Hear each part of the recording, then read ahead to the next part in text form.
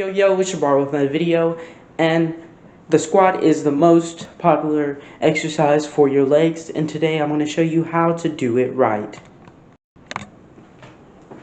So when people squat, most of the people make the mistake of getting their heels off the ground, but you want to leave your whole foot planted on the ground. And when you squat, you don't want your legs to be too far apart or too close to each other. So when you squat, you need to also make sure you go below parallel to get the benefits.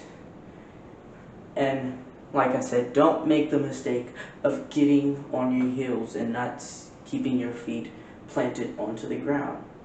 And going below parallel will help you get a much more benefit of a squat than someone who doesn't go parallel. Thanks for watching this video. If you like this video and this helped you squat better, start now by subscribing and clicking the notification bell so you don't miss any more videos. What are you doing?